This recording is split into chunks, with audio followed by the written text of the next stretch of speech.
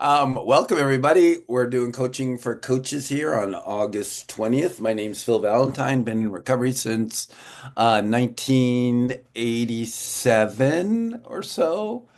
So God willing, if I make it to December 28th without using a drink or a drug, that'll be 30, what, 37, 38 years? Oh my God. That's like a long time. And I almost thought it was 28. Oh, we even got England here and Ruth. Oh my gosh, Khalees and Ruth and everybody here. Now I'm really nervous. No, I'm just kidding. I was served 25 years at the Connecticut Community for Addiction Recovery. Last 21 or so as executive director, had a lot to do with uh, recovery coach curriculum and training and professional designation and all that. So here I am. And today we're doing the topic is the four quadrants, and we'll get into that in a little bit. This is also Michael Peacemaker Serrano's suggestion because we talked about that. So I'm kind of thrilled about that too. Um, Hilu's here too. Oh my gosh, the sky is falling. What is happening today? It's just a cool thing. Good to see you, Hilo. So, oh, and Rodney's here. I just like, and my girl Shireen. Wow. Yep. Anyway, so my question is this: the name, your name, where you're sitting, and I phrased this question specifically. How are you? Who'd like to go first? All right, so I'm playing Hollywood Squares and Michael's in my top left, so you can kick us off, Mr. Serrano, and say hi to everybody.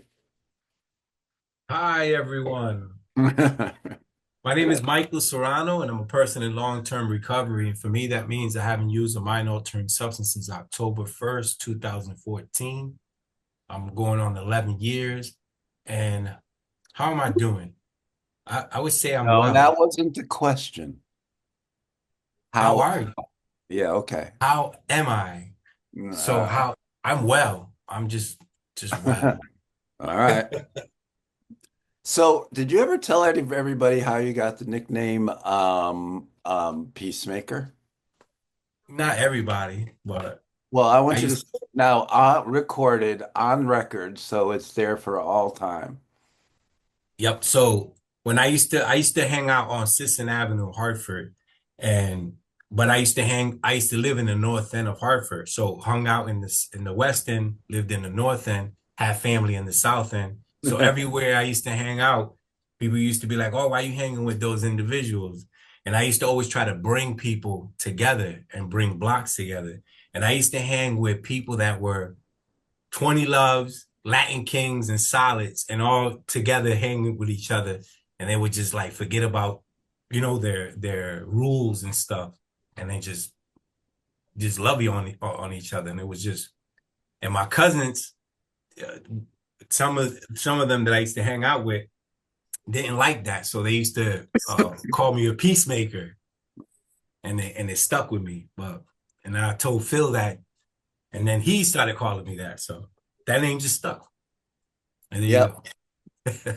And I don't know in my what I don't know if I ever told you this, Michael, but um the lesson that I've learned about hiring people that there's a difference. If you're going to hire a drug dealer that was an excellent drug dealer, not a shitty drug dealer. You want to always hire the people that were really good drug dealers.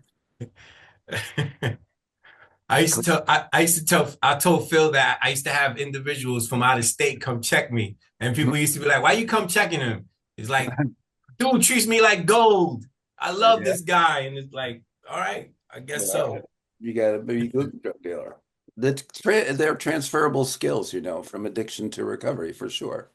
So now that Michael and I have like eaten up some time, who else would like to raise their hand and say hi? Where are you from and how are you? Ruth, always a joy to see you, my dear.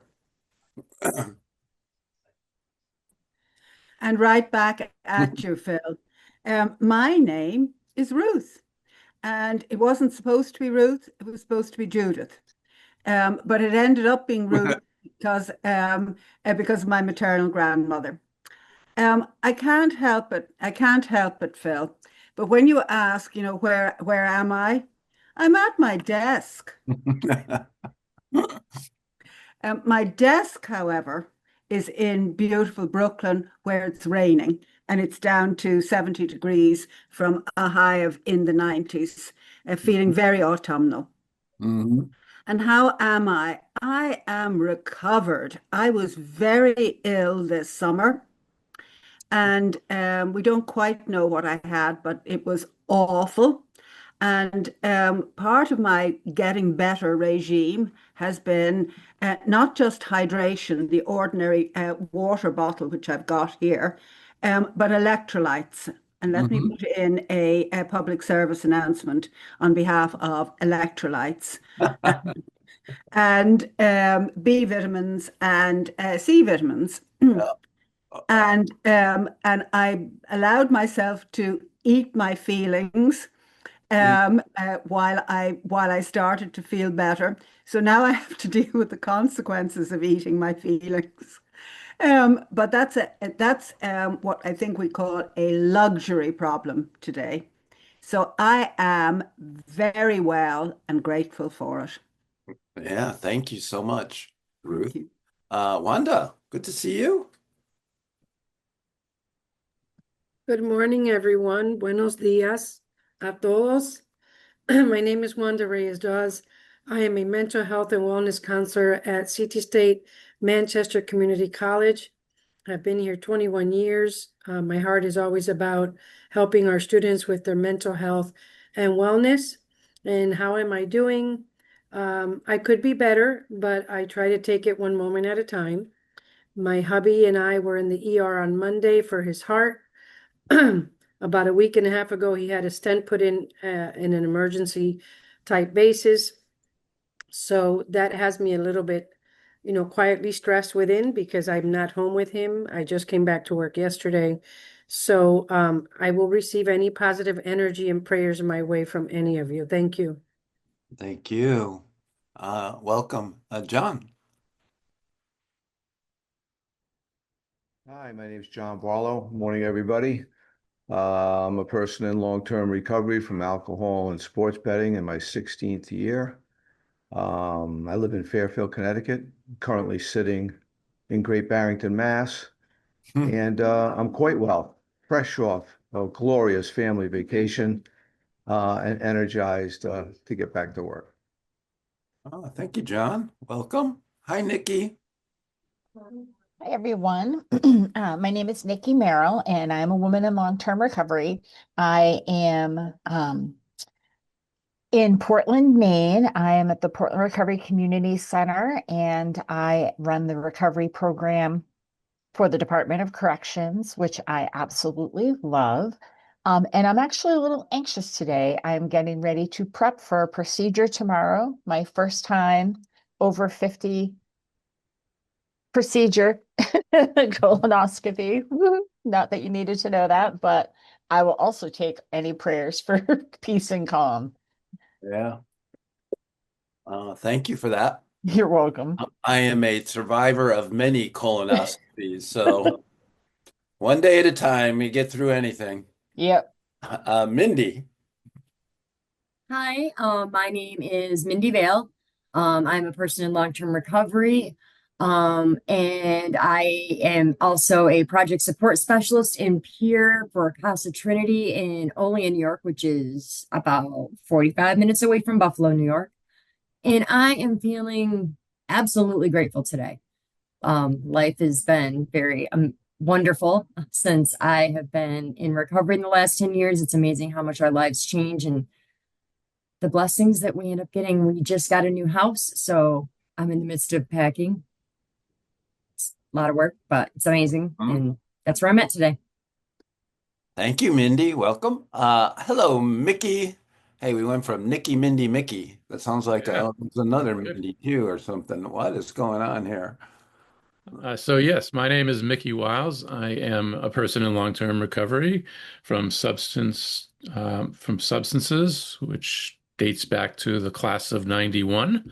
So a few years under my belt. Um, and I uh, so how am I today? How Hmm. are you today? I think was the question. How And are you? how are you? Well, I will fall back to a traditional AA sentiment of right where I should be right now. And which means I'm trying to keep all the things that are happening in my life in perspective and in the moment. I have gone through a couple months that have been a bit challenging, largely business related. Had to close down a business I started 9 years ago, and and I have two that I was involved in. The other second one is a called the Fair Chance Alliance, which is where I do the recovery coaching from. That's Hmm. still live and active and well. But the other one was um, a, um, a business of passion, and unfortunately, we weren't able to make a go of it after 9 years, and had to move on. So my life is going through a lot of changes, and but thankfully, with um, my recovery community, the support I have, and being willing and able to talk about it has helped me manage through it all in a way that feels pretty good. So thanks. Thanks, Mickey. Welcome again. Daryl, how are you? Hey, I'm good. How you guys doing? Good morning. My name is Darrell Barnes Bay. When you asked that question, I really analyzed it because you said, "How are you?" I noticed that little comma, that pause. It Mhm. made me start thinking about what made me me today. My family background.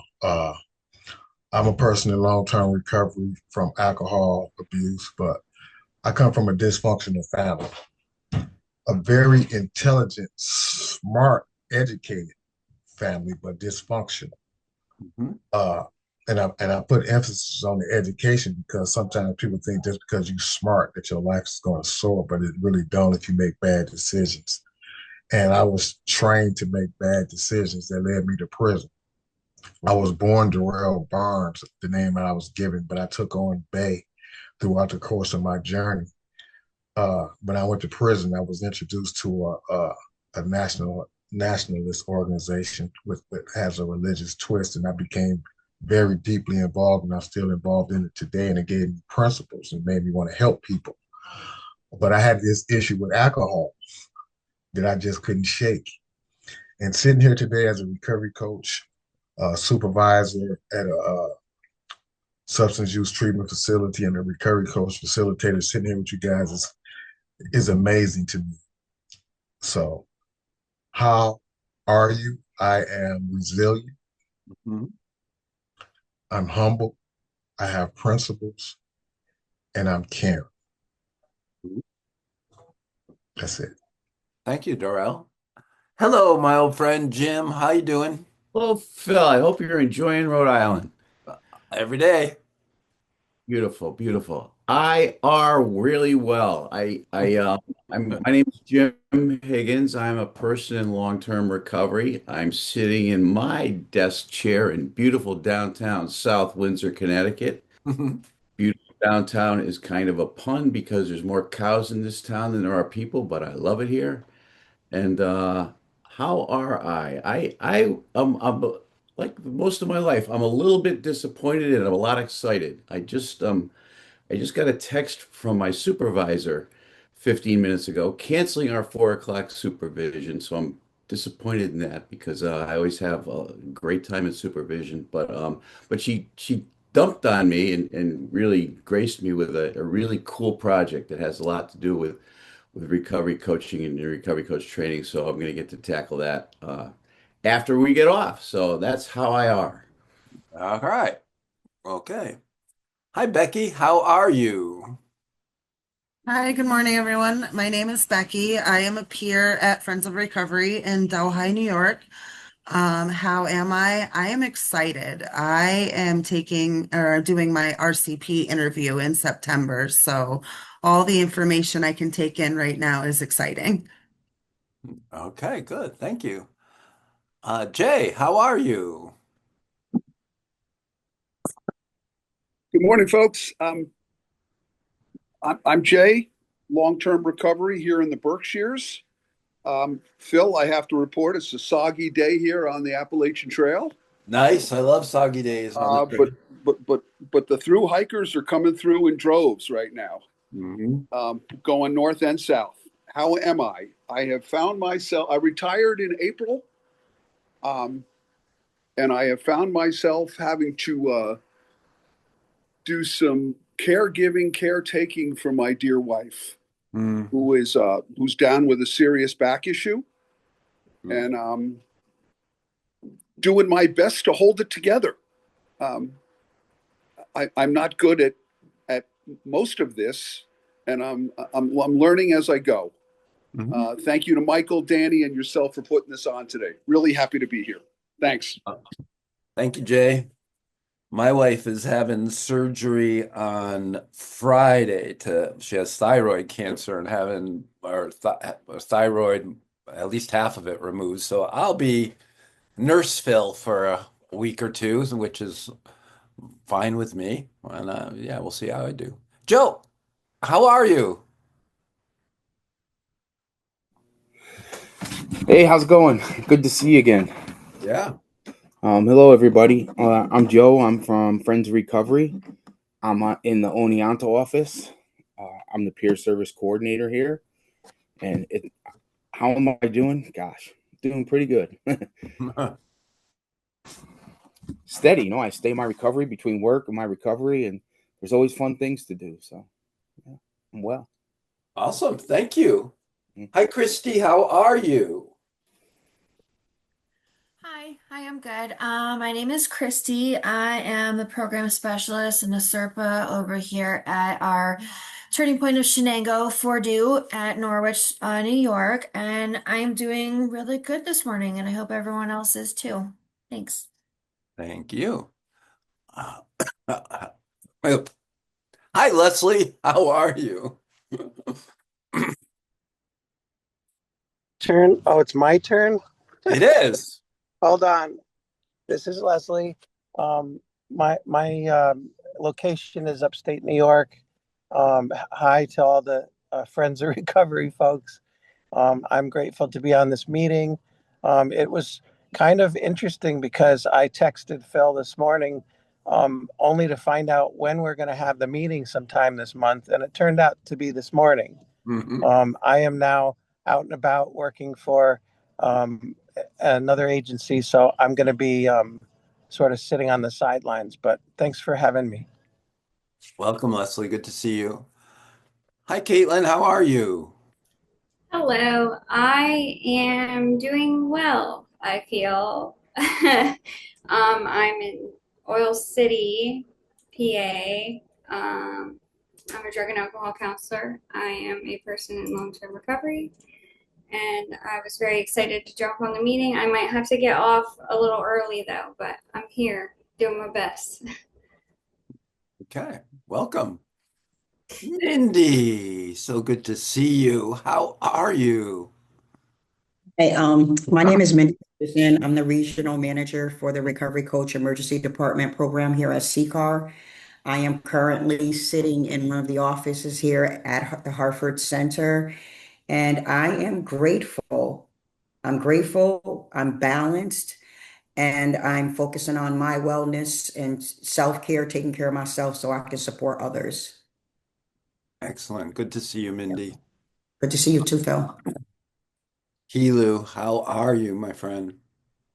Hello, hello. I put how I am in the chat, but I always feel like I've got to put my voice in the room so I can feel me as well and connected with y'all. So it's good to see everybody. It's been pretty much a while since I've been here. But I am in Bowie, Maryland, the Baltimore area, and I am doing well in the moment as I speak because I got to stay in the moment, be present to win. So I am here. Just got back from a family vacation, recharged and ready to grow and glow. So great to see you. Grow and glow wherever you go. Okay. Anybody else want to say, check in, say where you're from, where you're sitting, and how you are? How are you? Hello, hey, this is Arel Smith. I'm from New York, the Westchester County area. I'm RCPF amongst a bunch of other things. I didn't, have a litany of letters. I don't want to do all that stuff. Um, I am, I'm a peer supervisor in a program we created out here in Greater Mental Health called Links, Linking Individual Needed Community Supports, as well as a clinician for the Mobile Crisis Response Team that's out here with People USA. Um, that I am an independent contractor, do consulting and coaching, and with that I'll put a pin in it.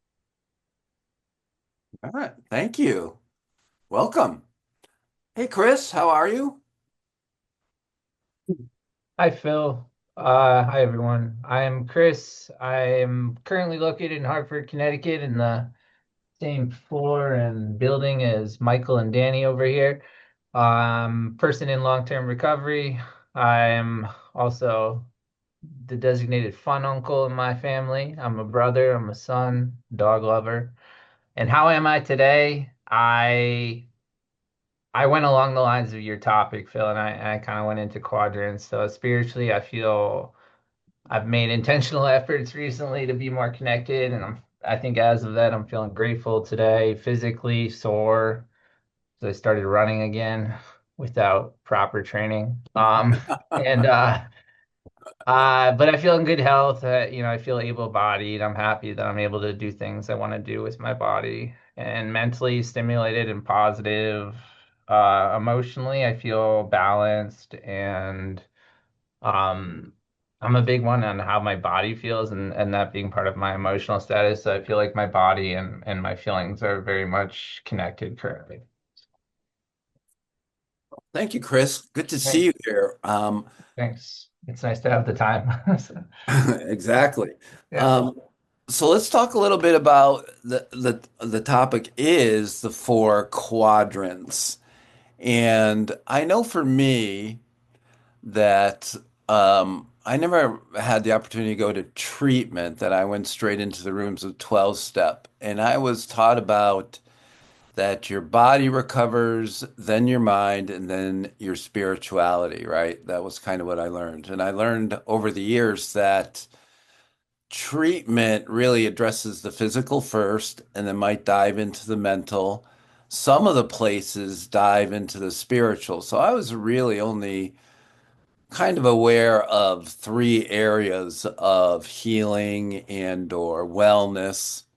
And I know we could go into many more, but when I was Don Coyhis, who founded White Bison, and he and Bill White wrote the book The Red Road to Wellbriety, they mentioned four quadrants.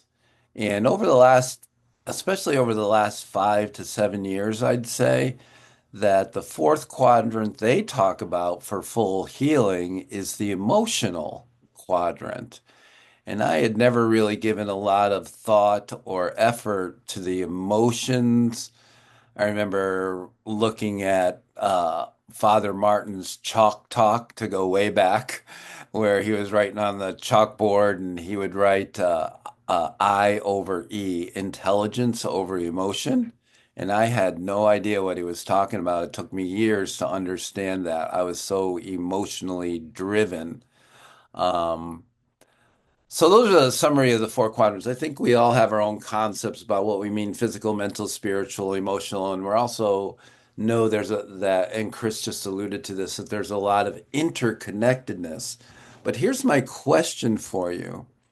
When you introduced yourself or you were listening to other people introduce themselves, when I asked the question, how are you? What quadrant did people go into? And why do you think that is? Who would like to start off this conversation? Sarah, good to see you, Sarah. Hey, And good to be. how are you? So I'm well, but I it's interesting. What I was thinking is that a lot of people answered from the physical, Hmm. but many people did answer from the emotional and spiritual. I think I suspect that, or I wonder if it's because it's safer to talk about my physical state, but it's more revealing to talk about my emotional state, especially if I identify as a person in long-term recovery, right? Because I feel like for me, at least, there's still always that idea that I'm supposed to have it together in a certain way at a certain level to reflect my 17 years of continuous recovery. So I appreciate like the vulnerability, as we talk about these things. So, and how I am is good. But also, I so I am a person who had early stage breast cancer last year and recovered from that. But as a woman who is 50 and in recovery, I am in menopause, which has been affecting my mental ability and my emotional ability. And because of the breast cancer diagnosis, I historically cannot be on hormone replacement therapy. I've Hmm. recently made the decision that I'm going to go back on hormones because I cannot think. And so how that interacts with my recovery, right? This long-term recovery, and how we journey through our lives. So I really appreciated when people are kind of putting out there like that, I'm having my first colonoscopy, that sort of thing, Hmm. because it's not a one-stop thing, right? It's this continuous journey. So I was thinking about if I was actually going to say it, how am I? And so I've gone back on the hormones and I feel fantastic and my brain is working and I can think and I can forecast and I can do all these things. So it's amazing, right? It's amazing kind of to go on that journey. So thanks for letting me put that out there. All right, thanks. Leslie. Yeah, hi, this is Leslie. Um, so I go into the quadrant of absolute gratitude. Um, when somebody asks me how I am today, the first thing I think of is um, I'm I'm just so fortunate. I was a little over 4.5 years ago. I was on the way down, and I didn't see any other way out. Just to be here, breathing, on this meeting, at this moment, um, I I like I have a brand new life, and I intend to lead it for as long as I can. And that kind of enthusiasm is what I want to bring to recovery coaching. I want folks to know that it's possible. I've been through 100% change as a as a human being on the planet. I went through transition. I went through early sobriety, and now I'm being useful to those around me, and what a gift. So thanks for letting me say all that. Let me ask you a question before you sign off. When you say out of the four quadrants, physical, mental, spiritual, emotional, where would you say gratitude prominently lies? I think it prominently, if I had to choose one of them, it would be spiritual, but I think gratitude permeates all of them. Yeah, sure. Thanks. Okay, thank you. Danny, how are you? Good morning, everyone. Danny Vasquez, participant coordinator for the Sheet Car, person in long-term recovery. I'm well. I'm doing well today. I think I put in the chat. I had a very loud music jam session on the way to work this morning, which gets my day jumping. People on the highway probably think I'm crazy. However, I'm enjoying myself, and it's very therapeutic to start my day. I'm glad to see everyone here. There's a lot of names I recognize, but don't know their faces, so it's great to see everyone. And I wanted to join Sarah, thanks to Chris Wright. He gave me a little push to get uncomfortable. Sometimes it's hard, but 36 years old and I'm not due yet. I'm doing it for a different reason. However, I'm going for one on Friday. So let's all jump on that wagon. Thank you for being vulnerable and sharing that with us and, motivating me to open up and share what to me is uncomfortable. It's great to see everyone, and I hope everyone enjoys the webinar. Thank you, Danny. So we're talking about when you, like we did here, I asked you, how are you? What quadrant do you think most people answered from, or did you answer from? And oh, Michelle is here. Oh my gosh, how are you, Michelle? Good to see you, my sister. Well, you got to unmute yourself. I know this might be your first Zoom meeting. It is. It's Okay. definitely my first. I am well. Thank you. Thank you. Good to see you as well. My prayers to Sandy, and I just sent her a message. My name is Michelle Harder, and since I didn't introduce myself at the beginning, I am the founder and owner of Harder Recovery Consulting and consulting in Connecticut and Rhode Island, and busier than I ever thought I would be. Thank goodness. But I did notice that, as well as Sarah did, that I thought most people went straight to the physical. Um, and then maybe a combination of emotional and spiritual. I, in being a little bit vulnerable, I have been really putting a lot of work into my spiritual health since I was diagnosed with cancer in 2022, and still undergoing various types of testing because I have a kind of lung cancer that just never goes away. It just kind of pops up when it's ready to. So I've had to really, really, really dig deep to be able to put that fear aside of not knowing when or how or any of that stuff. Yeah. But what I found is that, again, I don't know who said it. Thank you, Wanda. I don't know who said it, but for me, that spirituality encompasses all three other quadrants. I mean, it's if my spirituality is more on target, my emotions are much better. Not crying all the time or sad, and tend to be a hell of a lot more grateful. And in the physical being, I start to feel better. I start doing things that help me to feel better, like Chris was saying. So, I've been in long-term recovery. Thank God that I am in long-term recovery, because I don't think I would have ever made it through the last 3 years of the up and downness, as Phil knows, of a cancer journey, and a lot of us know. And Sarah, just a little point of view for you. I'm a woman approaching 70, and I got to tell you, once that menopause is over, the postmenopause period starts, which is amazing, and it helps. It helps women find their voice and find their voice. And I see you're shaking your head, but when I say that, my heart patters a little, and I get goosebumps, because I think that's a soul moment, a God moment, of all those quadrants mixing together and being one. So that's where I'm at, Phil. I'm doing good, and I hope you are too. Yep. I mean, Art Woodard, when we did all those academies, every morning when we would embrace, hug, tell each other we love you, and I'd ask him, how are you? And he asked me, how am I? And he would always say, I am well enough. And well enough to me is such a profound statement that I am well enough to be grateful for this day, so and I am well enough to function, I am well enough to do whatever I need to do. So I am well enough, no matter what the physical or emotional state. Yeah, thank you for that. Barry, my brother Barry's here too. What a day this is for Phil, the Good retired old morning. man. Good morning. I think the first thing that gets my attention, being at the age I am, is my physical.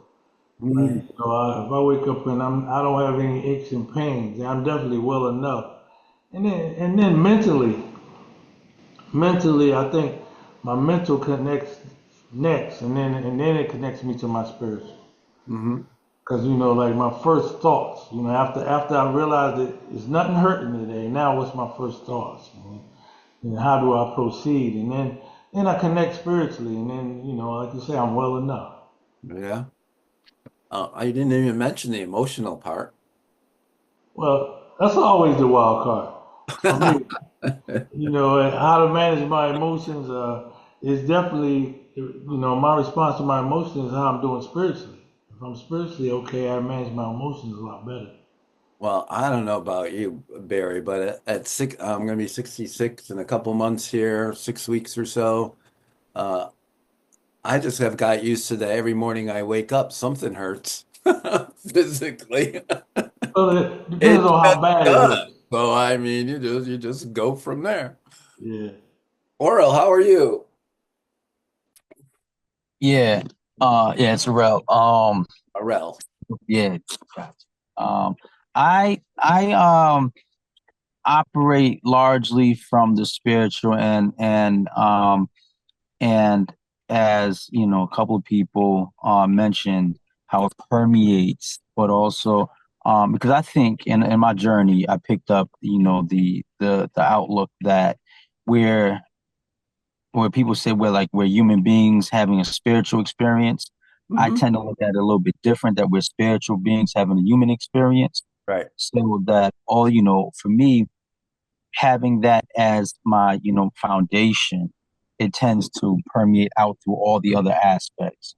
Um, as I experience life, I kind of reflective and how it might, um, even bad situations turn out good for me because I look at maybe what is the silver lining, what is the purpose, even in tragedy and even in adversity, and I grow from these things, Mm-hmm. and it allows me to thrive.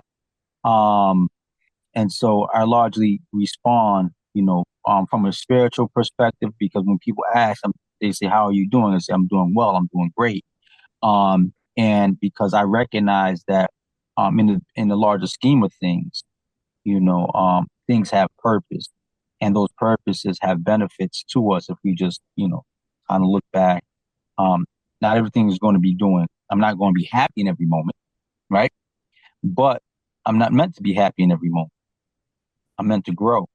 I'm meant to serve a purpose larger than myself.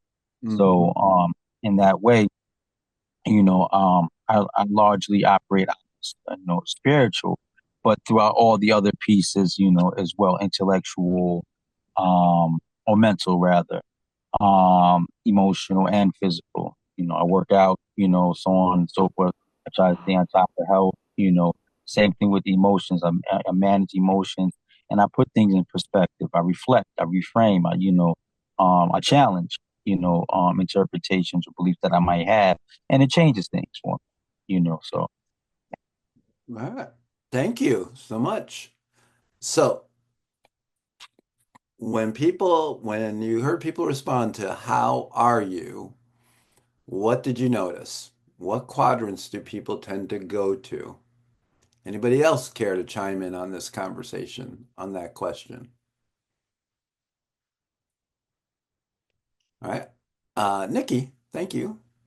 Yeah, you're welcome.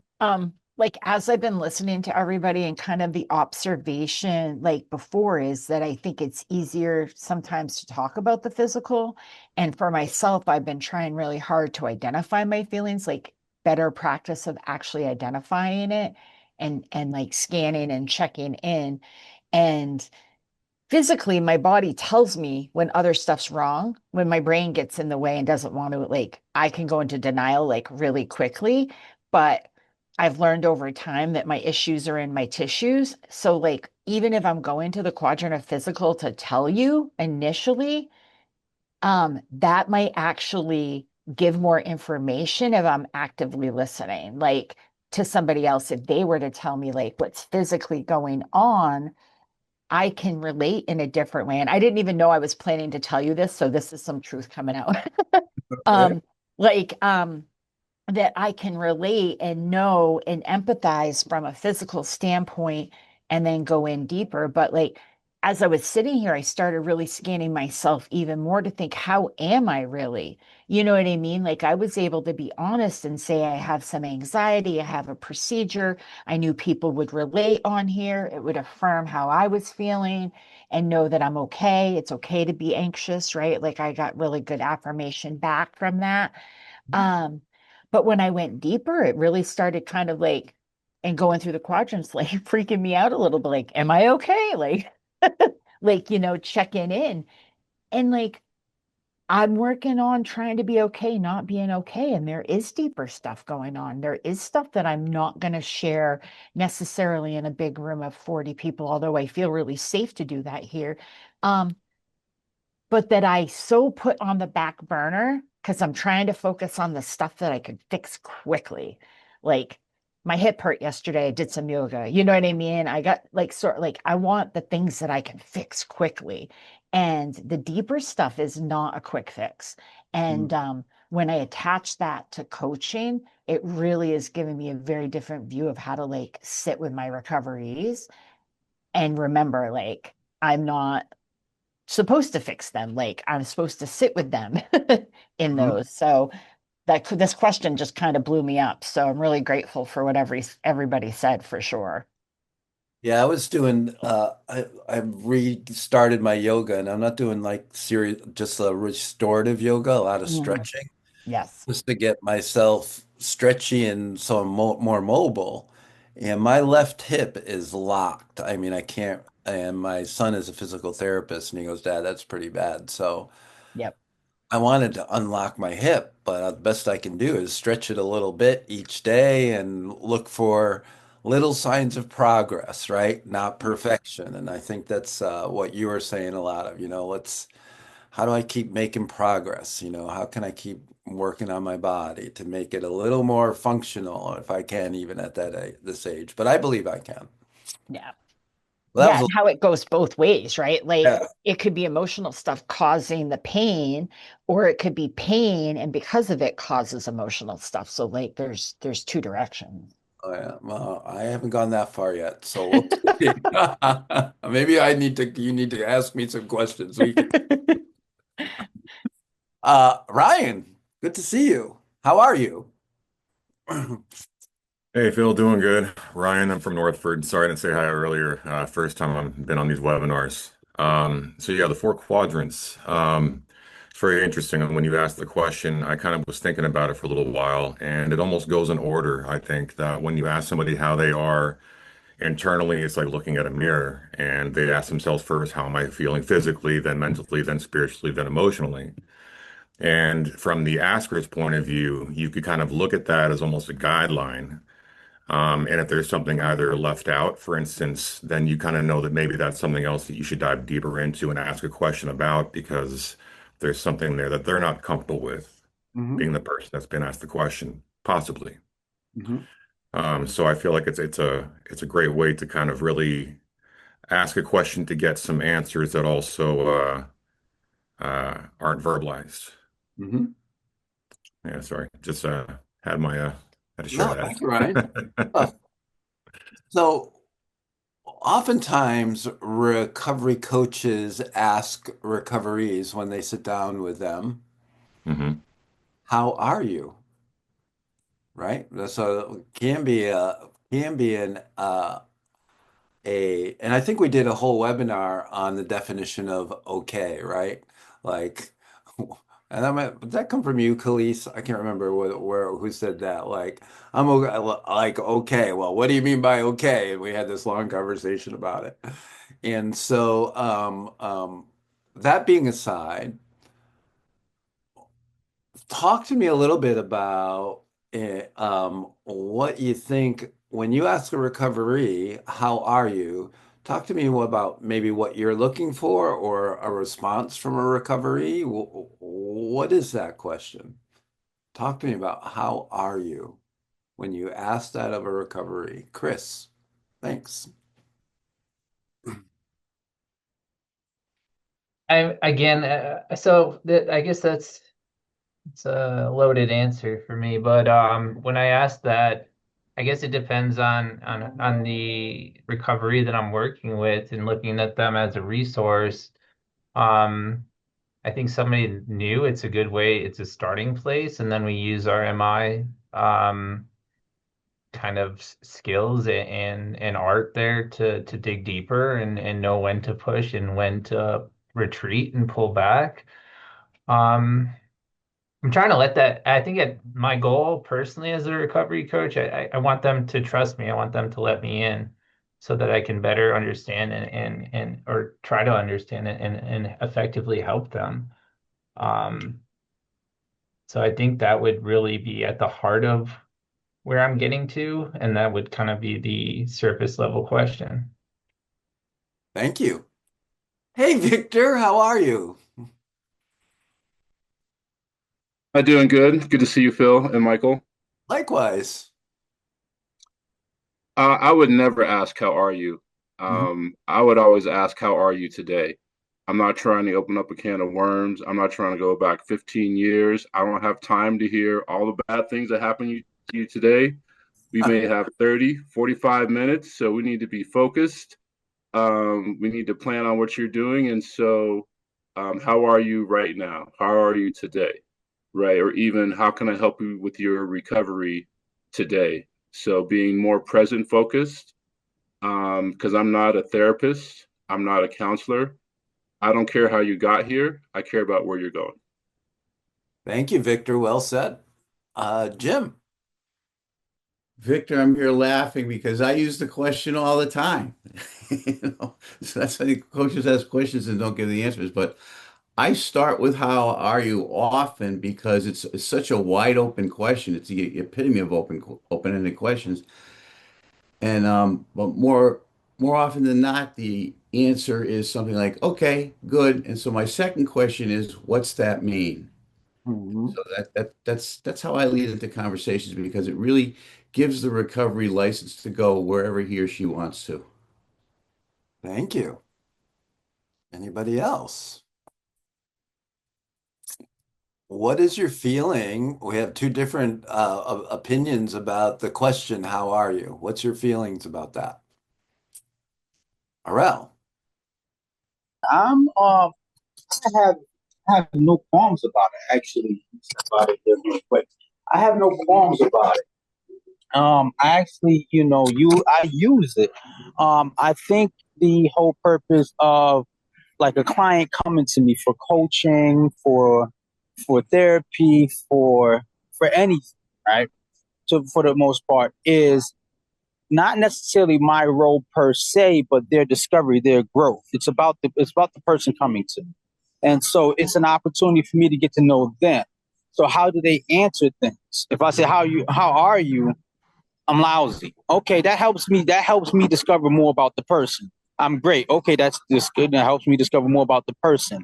Today, yesterday, however, is the person focused in the present? Are they focused on the past? There's so many different things. So I have no qualm about using the question intentionally. It's just that when we use it and don't know that it's a tool to even ask the question, then for me that's an issue where we just like on autopilot as coaches um or peers or clinicians or whatever, right? So for me, it's, are we asking questions that are intentional toward helping the person discover, helping the person make progress, helping the person, succeed for themselves? Um, so I have no problem asking, today, yesterday, right now, forever, however, existentially, I don't, so me, I just want to learn the person so that I can then, as a matter of fact, like I can then help them. Like, All right. Thank you, RL. Appreciate I that. just want to say this real quick, if I could. There's a book, Okay. Seven Habits of Highly Effective People. And one Yeah. of the things that first seek to understand before being understood. And so that's where I kind of operate from as a coach. I'm trying to understand before I can implement anything that can help a person. Thank you, RL. Stephen Covey. Joey.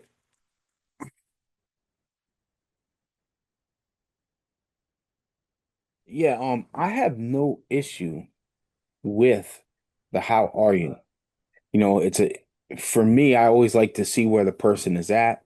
And obviously after you meet them a few times, you have an idea when they answer you if they're true to what they're saying. If they say I'm good, I'm okay. We have other tools we use to judge if they're really okay. Mm-hmm.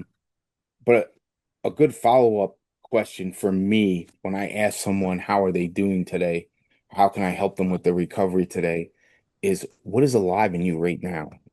What's happening with you right now?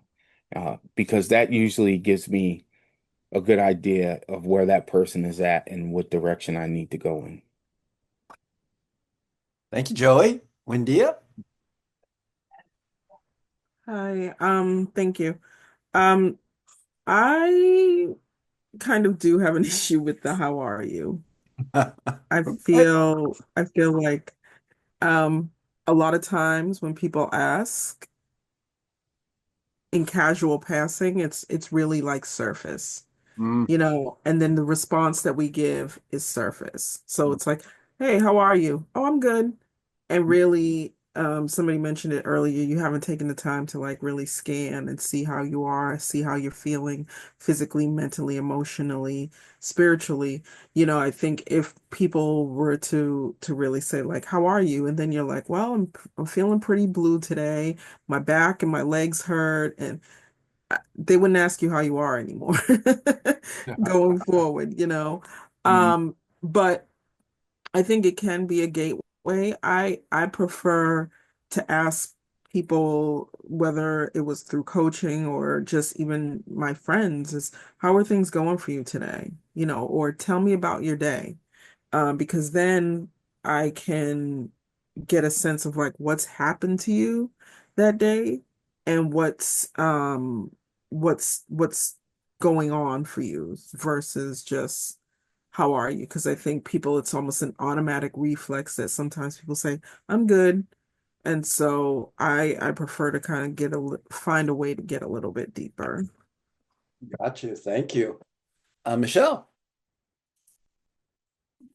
So I tend to agree with Windia. I'm not a real advocate of how are you because I really do think it's surface. And I don't know if any of you have heard this old thing when you say to, somebody, how are you? And they say fine. It's an acronym for like effed up, insecure, neurotic, and emotional.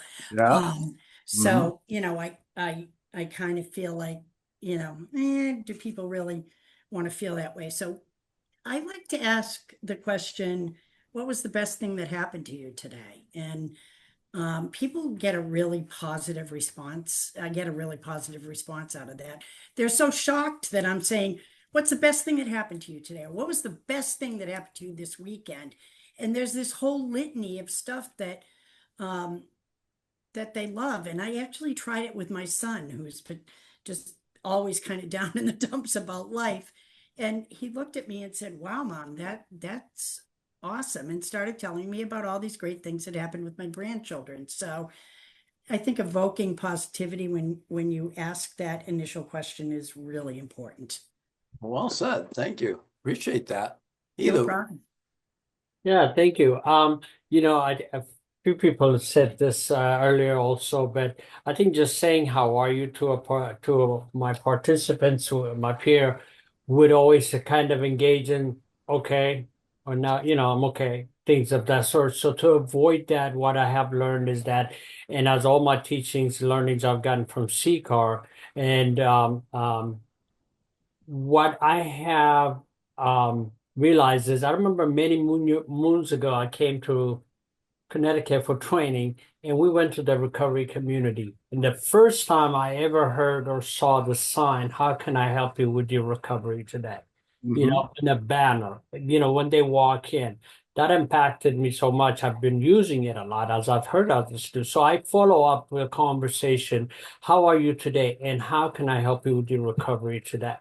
I Hmm. kind of frame them so where I want them to kind of focus on, I want to address them where they are, but also our goal is their recovery and their wellness. So it doesn't go into all these other things that we want to focus on what's strong and not wrong so much. So, how are you? And how can I help you support you with your recovery today? Kind of then they talk about, I'm feeling this way, and then they know where we're headed. Yep. Well said. Thank you, Elu. Sarah. Hi, I'd like to ask, how are you? Because I feel like it's just sort of a nice human question to ask. I absolutely hear and respect what people are saying about sometimes the answers could be the fine or the okay or, why are you asking or that sort of thing. But I do think it opens like a holistic kind of door, and then the follow-up that I can ask from that. I think the person who shared about the how are you today that strikes me as a question I might ask, like if I'm already in relationship with someone, right? If I'm aware kind of like we're in the flow of that peer relationship. Um, and I also wanted to respect like sometimes our role or our agency or our program, there might be some of those time demands that can be frustrating, I think, to deal with as a peer, so sometimes we do have to be like really kind of focused and directive in a way that doesn't always feel like it aligns with some of the best practices, but it's just the nature of like reality. So we kind of have to kind of get into it. I did want to push back a little bit on the idea of I appreciate about like how people want to move forward, but I did want to also offer that like where people have come from and maybe what they've experienced is going to impact their now and maybe how we go forward. So I know that that's a phrase, and I don't want to, dig in too deep on something that I think is an expression that certainly I can understand and appreciate. But I do want to say that like what happened to you before you got here might impact what we're kind of dealing with as we go forward. So just throwing that out there. Thank you. Ruth. Thanks, Phil. This is a very interesting discussion, and I'm really grateful to be part of it and to hear these really interesting suggestions.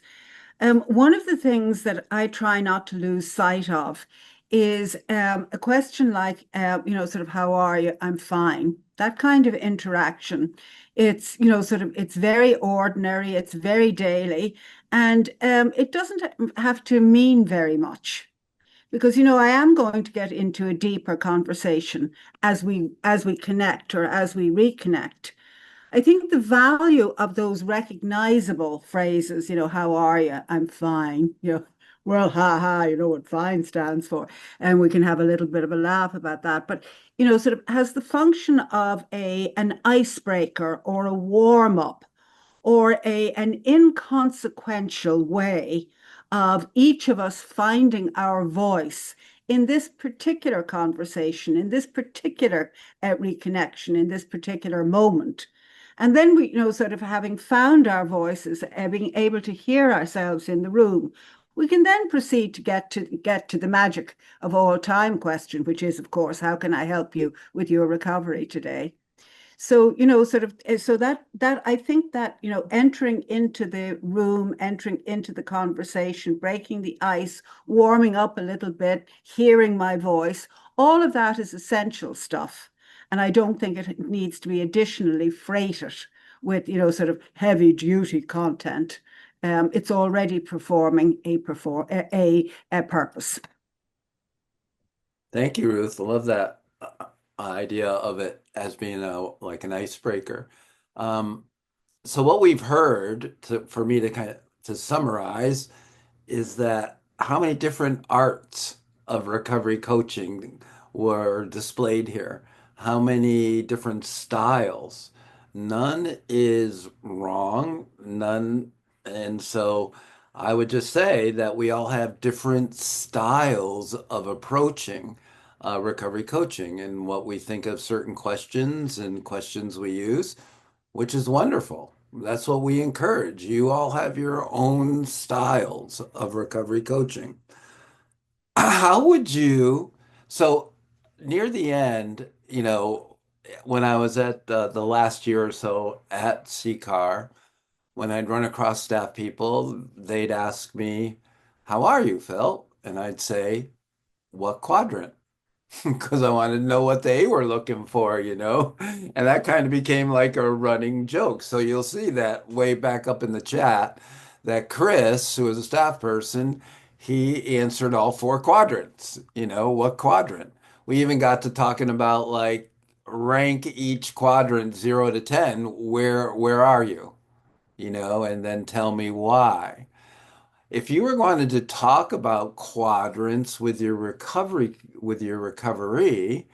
how would you introduce the topic? What are some ways you might dive into it or make them aware? Is it important to? Arel.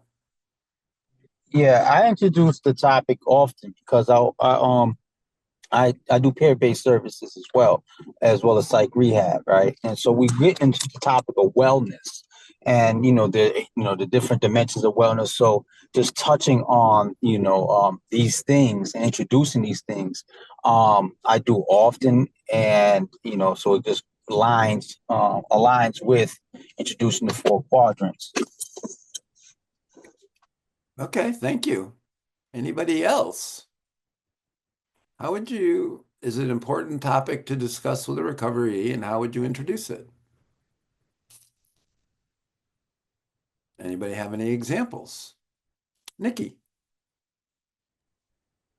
I think it's an important topic. I'll say it that way. I think it's an important topic, but I'm not sure if my recovery will think it's an important topic. So I think I would like to introduce it in the aspect of like, um, I've been exposed recently on my recovery coaching, my coaching supervision stuff, and to this new, concept of looking at these four quadrants. Like, is that something you would be interested in learning about as well? Maybe we could like discover together what that looks like and if it will be helpful, and just kind of like leave it at that, because I like to barrel in and be like, I found this new amazing thing and you need to know what it is. And I've learned with coaching that I don't do that. I come in with the um, asking like the person's interest and really leaving open space for an honest answer about it. Mm-hmm. Mickey.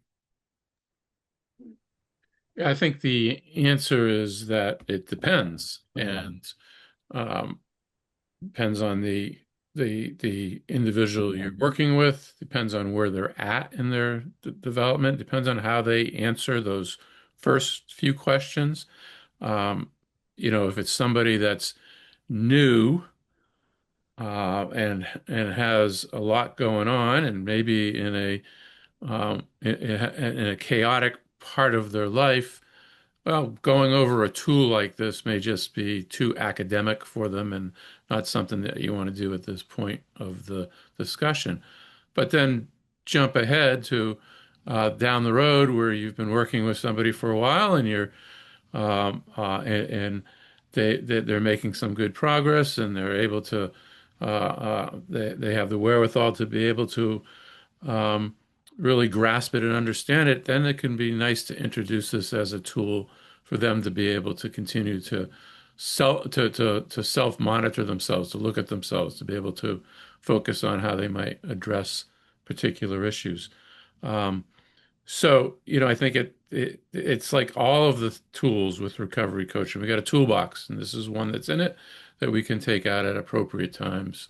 Um, and I guess the skills that we bring as recovery coaches is to know what those tools are, and and getting better at understanding when to use them and when not to use them. Thank you, Mickey. Uh, Khalees, you're not going to get away that quickly. Come on back. So I think that Oh, by the way, how are you? Because you never answered the question. so it's interesting because I put kind of a mix of things, and then whenever it came down to like what quadrant was I coming from, it was all of them, all of the quadrant. I was speaking from all of the quadrants, so I could say, you know, I might feel a little jittery today. I don't know if it's too much caffeine or because it's my workload. I might like I got tension with my son at home. I feel so I'm in my mental state. I'm also bewildered by the normal nonsense of society. I'm also, so I'm like all of the things going on. That's where I am at today. And I Mm-hmm. think, when you started to ask about, okay, where were people responding from? What kept coming up for me is how are we and who are we are very different questions. Who are we and how are we are very different questions. I'm not like, so when you said, how am I? That's me right now sitting in this chair thinking all of the things, not, and so I think there has to be a level of awareness first to even be able to answer that question.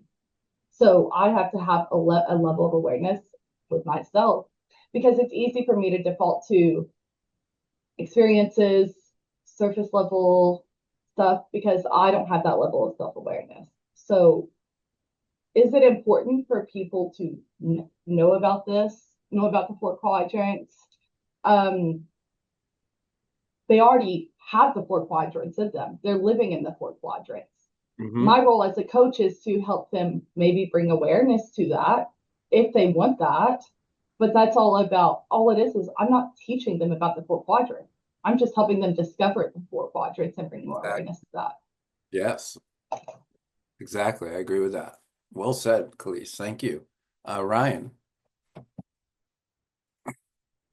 Hey guys, yeah, I kind of agree with a few people here that were saying that how are you is kind of like a good opener. It's almost like a disarming question. It kind of allows them to open up a little bit, but at the same time they'll be holding in a lot as well because they're going to want to give you these generic responses and kind of a way to find out where they're at, like Mikey was saying, because that's the most important thing is to find out where they're at, is maybe to ask a question following up, how are you? What have you been thinking about today? Or what have you been thinking about lately? What's on your mind? Because those are the things that are going to be in their head constantly that are wrong, are going to be the things deep down inside that they're just spinning through their head and their internal dialect or dialogue, I mean. So finding out what they're thinking about in the background of the scenes will actually give you a better response and a better answer, as well as let them know that you really are interested in what's going on inside. Yeah, I think like you guys talked a lot about like um that how are you can be a very surface question. It's like if you pass somebody in the hall, how are you? I'm good, thanks. Thanks for asking. How are you? I'm good. And walk on. But if you're sitting across a desk from somebody and the way you say it could make the big difference, like, tell me, how are you? So it's just kind of like it's contextual in a lot of ways too, right? What I'm trying to get at is, another question that came to mind that we sometimes use is how are you feeling? And when you say how are you feeling, what are you looking for? Is that like physical? How are you feeling? Does your knee hurt today? Is it are you really probing their emotional state at the time? Is it mental? Is it spiritual? I don't know. So it's another way too. Um, I'm gonna put you back on the spot a little bit, Khalees, because you wanted to raise awareness with a recovery. Is there any example or any technique that you have about how you might introduce the four quadrants to somebody? And Khalees, it doesn't have to be Khalees, but somebody else has some ideas too. How would you introduce the concept? How would it come up? So I guess one, it's kind of like, well, for example, you talked about at the very beginning about physical. A lot of people, physical is easy. Oh, I'm going to go for a walk. Oh, something's going on in my head. I might go for a walk, get it, shake it off, whatever. And I think it's just really when you noticing what's being said, what's not being said, and like, hey, whenever you say such and such, where do you think that's coming from? And a Yeah. lot of people might say, oh, well, I feel this way in my heart. I get in my head, you know, and that's a really good way to start discovering that stuff as well. But it goes back to curiosity, and you have to and noticing, like really intentionally noticing. I mean, I'm Hmm. just thinking about uh I'm coaching a guy and he said the vibe's off. Okay. Well, what's the vibe? Like what's the vibe? What is that? What is it? And he's like, I feel anxious, my heart, my head, like he goes into it. Okay, let's explore that. Yeah. Well said. Thank you. Mickey. Yeah, I think in terms of when to use it and introducing it, if you have somebody who is comes in and is like you ask them how they are or any of the other introductory questions, and they just go down a path of I'm really overwhelmed. I can't sort it out. I'm not even sure how I feel. Then it may say, well, let's try this. And pulling out it's always a visual is great. And if you can just pull out a piece of paper with the four quadrants and the different categories there and use that to help them break down their overwhelmingness or what they're feeling and say, okay, so how are you feeling physically? And you can just go through them and use it. And it would be a good tool to be able to help people sort that stuff out. Thank you. Jim. I was also thinking about supervising coaches, and it's a great thing to talk about. Or when I'm coaching another, I call it co-coaching another coach. When we're coaching each other, and burnout just comes right to mind. I'm burned out. I'm burned out, and for me, it's really, really, or my own self-care. It's really, really nice to go to the four quadrants and where's the source of the burnout? Where is the source of my fatigue or my tension or the whatever I'm experiencing, which can, because the way my energy is being drained, I may want to approach it a different way depending on which quadrant it's in. Excellent. Thank you, Jim. Edu.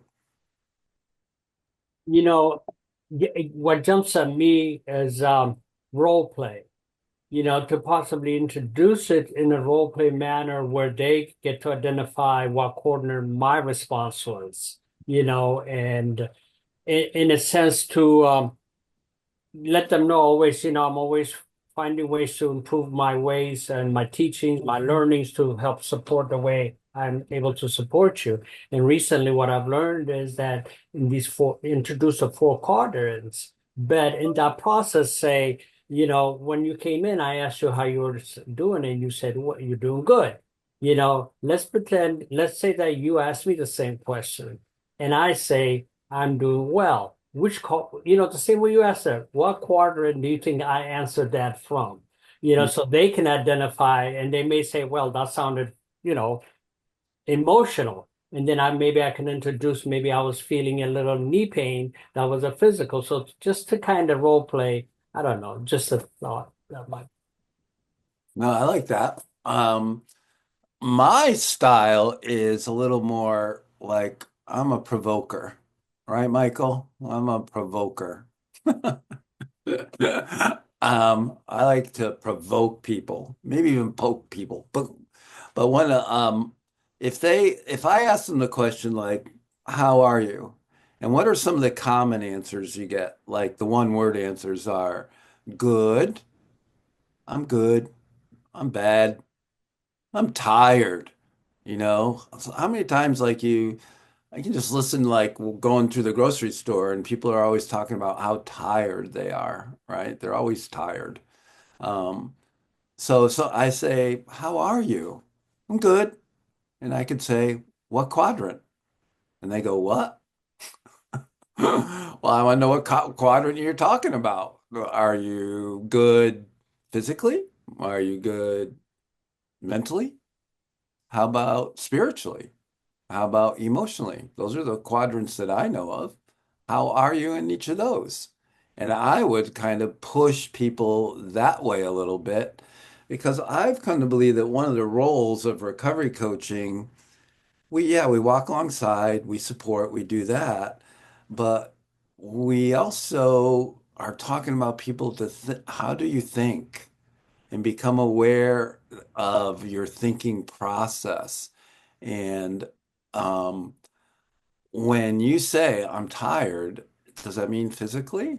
Sometimes it does, sometimes it doesn't. Sometimes it means I'm just like someone's just talking about burnout, right? Burnout, isn't that usually mentally sometimes? Like compassion fatigue might be emotional as well. So, any thoughts on what I've just kind of proposed and threw out there? I'd love to hear some feedback on that. And I mean, I can show you guys how to use Zoom. This is like there's this little scroll bar or a button where you can go down and raise your hand, and then see, like Mindy did, and she raised her hand, and I can call on her and say, "Mindy, thank you." So I kind of like what you were saying with that. There's a lot of times that sometimes it gets, I don't want to say stale, but it gets to a point where people just kind of shut down a little bit. You know what I mean? You've worked with them for a little bit, and sometimes they just go through that little spurt where they're not talking a lot. So it might go on for a session or two, and they're, you're having a hard time getting them to share. I feel like this would be a really good time to say that. This would be a good time to put that in there and say, okay, let's ask these things a different way. And then talk about the four quadrants. So I'm going to ask you now, how are you physically? And then, go through each one of the quadrants and see what their answers are to Mhm. see, because sometimes I think people just freeze and I don't think they know what to talk about. I feel like pushing them like this would really help to get the ball rolling. Well, I love that idea. And then after they're done, you could say, which one would you like to work on? Right? Is there anything there you'd like to work on? Yeah. Joey. Yeah, I think for me, it also depends on where the person is at. Because a lot of times I get people that, they're in crisis, they're homeless, they're coming from the emergency room or I'm going to the emergency room. I also go to the jail on Thursdays. So, it always depends on where the person is at. Now, obviously in the jail, I have a captive audience. So when I see them one-on-one, I have more time to work with them and really find out, where they are in those four quadrants. Whereas opposed to a lot of times in my office, until we have a few sessions, I can't really broach that subject because they're coming in, they're in crisis, they need a rehab or whatever the case is. So it really depends on where the person is at. But I have no problem once I break the ice with a person and get to know them a little bit by the second, third session, then I can really start getting into the heavy duty stuff. Yeah, I think somebody else mentioned that too, like Jennifer was talking about a 911 crisis and all that. And again, the way that I'm um uncovering or discovering the recovery coach process is for people who've already initiated recovery. And so I understand that when people are just um, starting their recovery or not in recovery yet, it's a little bit different. It's a different process. That's what a lot of clinicians, counselors, caseworkers, outreach workers, those are what that role is. The recovery coach role is to support people in their recovery process once it's already been initiated. It's to help maintain and sustain recovery. And I know, even the year since I've left the field, that it's getting more and more kind of confusing what the recovery coach role is. So my ongoing roles is to say, what is our lane? And CCAR still has people in the emergency department, so we're dealing with people in crisis too. So I'm not saying we're doing this like completely well and always doing the recovery coach role the way it's intended, but I just wanted to always point that out that we're primarily working with people who want to maintain and sustain their recovery, a little different approaches sometimes. So thank you for that. I just wanted to throw that out there too. So, anybody else want to respond to what's been discussed over the last 80 minutes or so? Somebody summarize it. Summarize what you've heard so far for me. Let's hear a bunch of summaries. I Go I ahead. cannot summarize, but I will say so I never went to treatment, so I did want to also say that treatment isn't necessarily what initiates recovery. Mhm. Me vomiting all over myself was what initiated my recovery, eventually. Mhm. But I think that it's a way, these are ways in. These are the ways in. And so when we use the quadrants and we enter into conversation, especially if people don't have an objective for abstinence, right? Maybe they're adjusting their relationship to their substances or they're considering harm reduction opportunities. I think about having conversations in those four quadrants. I like to think of it as like you can almost see the wedges kind of bumping into each other, right? And it's a way to get towards the thing without having to, I can't remember who said it, make this direct kind of beeline towards what I think is best, right? Or what might be glaringly obvious to me. So it's this kind of embodiment of the MI principles of, okay, where are you at with this? What would you like to be different? What would you like to enhance? And then we can have those conversations around those quadrants, and it's a lead in and a way in to be able to do the work that we're seeking to do. Thank you. Khalees. So I'm not going to summarize for you, but I do have a question. Mhm. Does a recovery coach have to have an awareness of all of their four quadrants in order to support somebody to discover their four quadrants? Um, well, I don't know how a recovery coach would even broach the subject if they weren't have some awareness of it.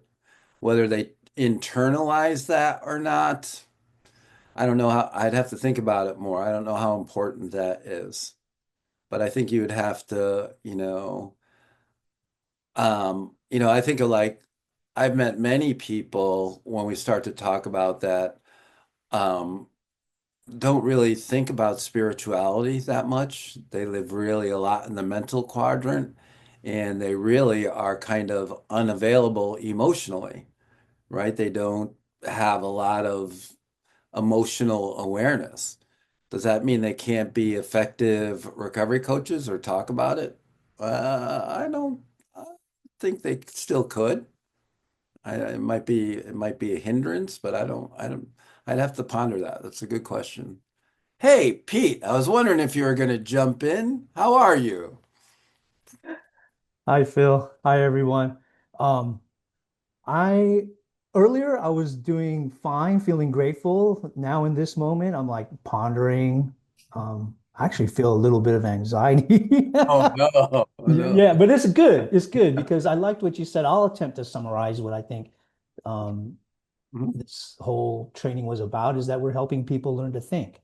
You said that just a little while ago, and I bolded it, highlighted it, because I like that. That resonates with me because that's my own approach to my relationships that with people that are close to me, especially my children, because and I think for those of us in recovery and the people that we work with and are supporting, at some point we do need to help them learn to think. They have to evolve in their recovery. It's not just maintaining sobriety because, like I always often share, that's actually the easy part.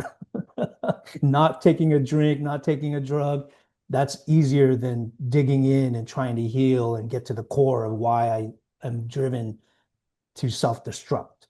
So having this quadrant is helping people be aware of how all these things interact to create you, right? Your body is an indicator, your mind is an indicator, your spirit and your feelings and emotions, all of that matters. So we're helping people learn to think. Thanks, Phil. Appreciate you. Yeah, and I think that's great, that for me, it's a lifelong learning process. And um, I had a buddy, Mark Ames, who's out of Vermont, and his dad sent him to college. And before he went to college, his dad said, "Look, I'm not really interested in, it's not important what you learn at college. It's important to discover how you learn." And I think part of when we get into like advanced coaching and in coaching, we discovered for ourselves how we learn best. To kind of piggyback on what Pete was saying, we're trying to uncover and discover for the recovery how they learn best, how they think best. So, um, and I just know for me, that picture, is almost like I can see it in the White Bison book, is meant so much to me because it unlocked that emotional component for me that I was like really heavy into the spiritual and but I hadn't really paid a lot of attention for 30 years about the emotional component and processing feelings. And then Brene Brown's work, a lot of that, Atlas of the Heart.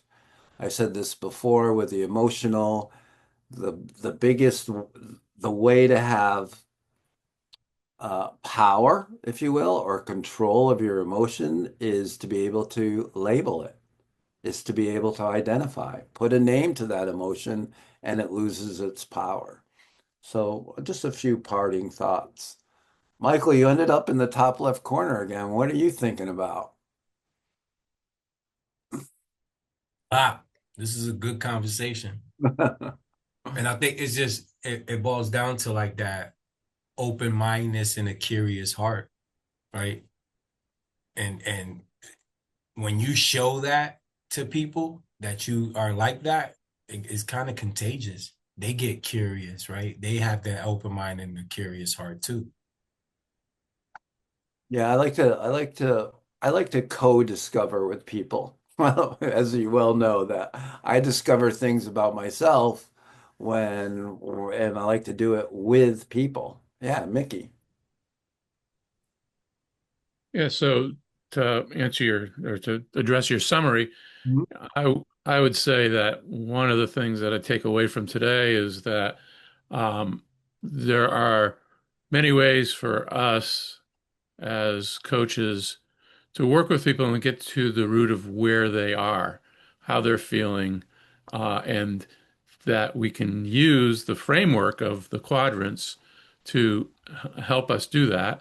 And that can be done um, with us using it as a framework and helping to pursue additional questions with them, or it can be used as a tool with the coach to take it a step further. So it's a great framework to be able to break down that question of how are you? And if it's not how are you, it could be another question that's getting to it that we've heard today that and that there's not a right or wrong to that answer. So I'd say that was what I've got out of today's session. And I will also say, Phil, that Mark Ames was my sponsor for several years, so Yeah. I know Mark very well. Yeah, me too. I haven't talked to him. I talked to him this year once, but he just had his knee replaced. Mm. But he's going strong. He's a good man. Khalees, summarize for me. Come on, you got 2 minutes or less. I think my summary is we all need to develop our awareness around the four quadrants as a team. Let's do it. Mm-hmm. Let's go do our homework. And how are you feeling in each of your quadrants? uh, 0 to 10. I'm a work in progress, so I'm going to go with a 7. In each quadrant, you're 4 solid 7s. That's Yeah. a taking the easy route out. Physically, today, this is the best I felt physically in like 5 years. So I'm going to give myself a good 9, even though I'm old. Mentally, I'm probably an 8, so that's good. Spiritually, a lot of time out in the boat. Um, an 8 because I feel connected to God, to nature when I'm out there, very spiritually connected. Sleeping outside, which I always love too, so I sleep outside in the camper with the wind blowing around me. And emotionally, um, you know, I'm able to feel I don't I'm to the point now where I don't really there's not like a bad emotion or a good emotion. I'm able to feel emotions, so I'm not turned off. So I'm like an 8. There's a lot going on with Sandy and her upcoming surgery and all that, but I'm processing it and I feel it today, which is all very good. So again, thank you for your conversation on the four quadrants. I did always, what we teach best, what we most need to learn. And I learned a lot today. So I'm very appreciative. Thank you guys very much. Have a great rest of your day.